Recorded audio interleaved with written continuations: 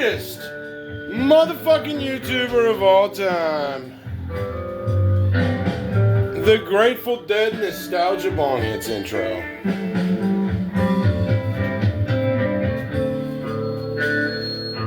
Anyway, I had someone ask me in the comments if they should keep their money in Roaring Skies, or if they should bail out of it and get into more Sword and Shield. And that's a tough question. But we're going to answer that with pretty precise reasoning and a good answer. Anyway, I'll give you guys my take on it. My opinion, I would continue to hold that fucking Roaring Skies, bro. Because as much as like, you would think like, okay, maybe I should just get a bunch of Sword and Shield. Yes, but if you already are sitting on an older box like Roaring Skies, and I know that it's tempting to like not take the profits on that because, God, you probably bought Roaring Skies for like $400 and it's like $2,000 now. So I mean, that's always very exciting.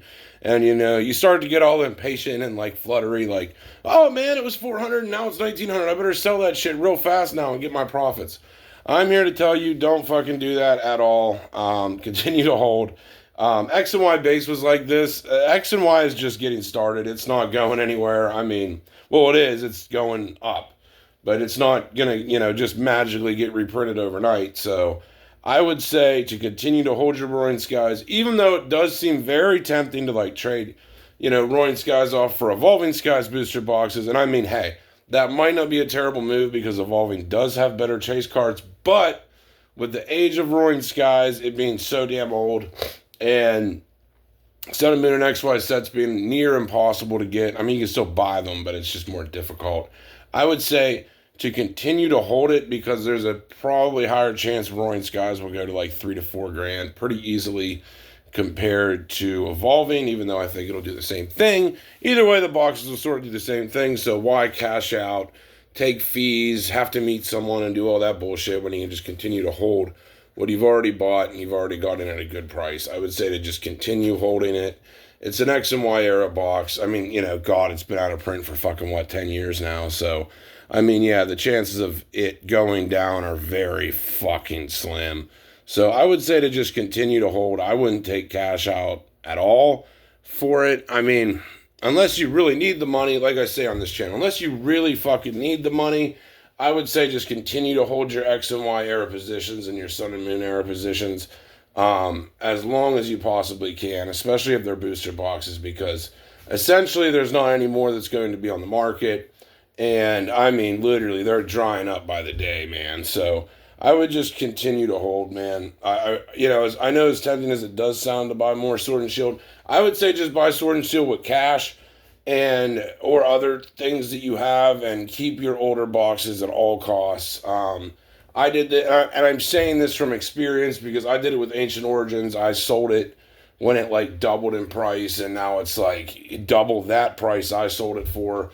So, yeah, I really regret selling Ancient Origins. I wish I never did. I should have just kept it. I don't know what the hell I was thinking. So, that's my advice. Even though it's really tempting when you see something just skyrocket in price like that, X and Y era is still extremely rare. And, it's just going to get more expensive. I wouldn't cash out at all right now, because I think Roaring's at like $1,900. So, I wouldn't cash that out yet at all. It's just getting started. So that's my answer of what I would do. I would just continue holding, be patient, wait a couple years for the real gains to kick in, and then maybe consider selling, only if you need the money. So that's my best advice for what I would do in that position. I wouldn't trade it for more Sword and Shield. I would just continue holding. Unless if you maybe have like 30 boxes or something crazy, then trade, some. But if you're only sitting on like 5 or 6 or like 10, I would just keep holding. You can't really go wrong with that. So that's my best advice for this one. Let me know what you guys would do. Would you guys, if you had a Roaring Skies, let's say you bought it like $500 and now it's more money, would you trade it into Sword and Shield, some Scarlet and Violet? Or would you just continue to hold and just ride that rocket ship to the moon? I would say I would just continue to hold, man. Like, that's probably my best advice. But let me know if this was helpful at all. But yeah, I know it's really tempting when you see these massive gains of like, oh, well, what if they just go back down? They're not going back down. So just continue to hold, man. I'd be patient and just, wait things out. It's pretty much just the best thing you can do right now, and just see what happens with Pokemon, because yeah, these older sets, I don't see them stopping anytime soon. So yep, that's pretty much all we have for this one, though. Hold your investments, don't sell, and if you do want to get in Sword and Shield, just buy it with cash. Don't trade your X and Y stuff for Sword and Shield. Anyway, hope you guys enjoyed this one, unless you get some massive overpay, but like even then I wouldn't do it. So anyway, that's all we have for this one. Hope you guys enjoyed it. We're out.